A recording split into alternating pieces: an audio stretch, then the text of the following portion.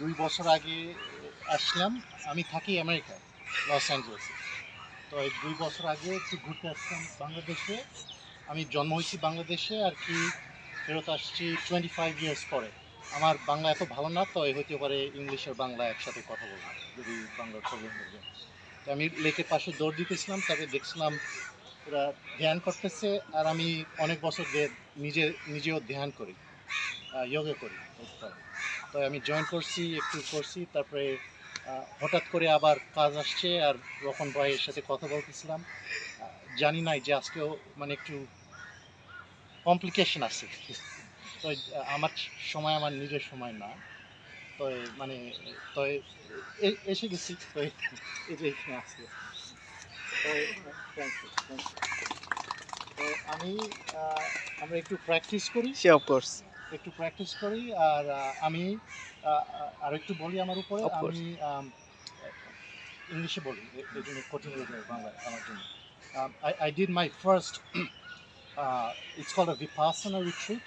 Vipassana is called Insight.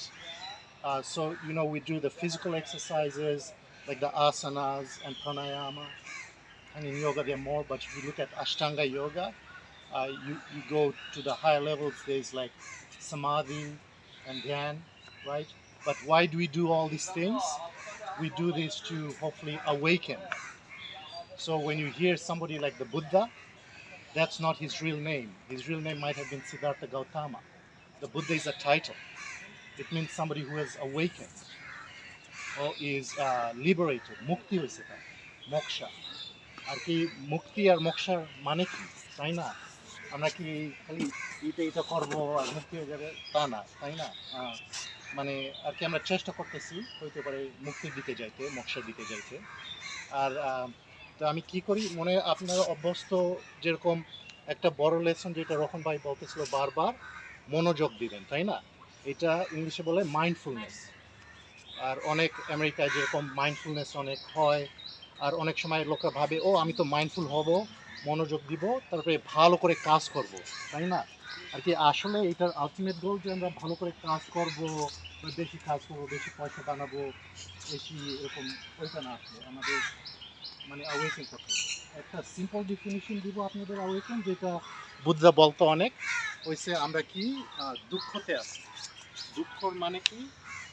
মানে suffering. Suffering usually translation হয় আজকাল অনেক লোকরা আমেরিকায় যে শব্দটা ব্যবহার করে, হচ্ছে ডিসস্যাটিসফ্যাকশন।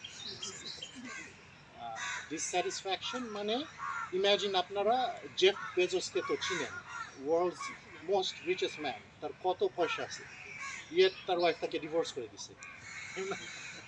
সে কি স্যাটিসফাইড? আর আমরা তো সবসময় ভাবি ও আমাদের একটু বেশি পয়সা হলে আমরা স্যাটিসফাইড হয়ে যাবো, তাই না?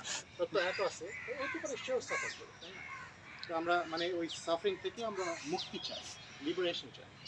আর আরেকটা ডেফিনিশন আছে যেটা বলে আমরা ভাবি যে অনেক জিনিস সত্যি, আর ওই জিনিস আমাদের মাথায় ভিতরে আমরা ভাবি যে সত্যি, আর কি আমাদের কষ্ট দেয়, আর আমরা কষ্ট যখন পাই অন্য লোকদের কষ্ট দেই, আর কষ্টের এই চক্কর ঘুরতে থাকে। আর কি আমরা যদি বুঝতে পারি এগুলো অনেক আমাদের হতে পারেন আমাদের মাথায় আমরা ইমাজিন করতেছি, তো হতে পারে আমরা থামাইতে পারবো। আর যখন ওই মাথার when we stop the ideas or the illusions, মায়া, যখন আমরা মায়াটা দেখে ফেলি আর বুঝে ফেলি যে এটা মায়া, তো ওইটা আমাদের মানে কম দুঃখ দেয়, আর অন্য লোকদের আমরা কম দুঃখ দিই।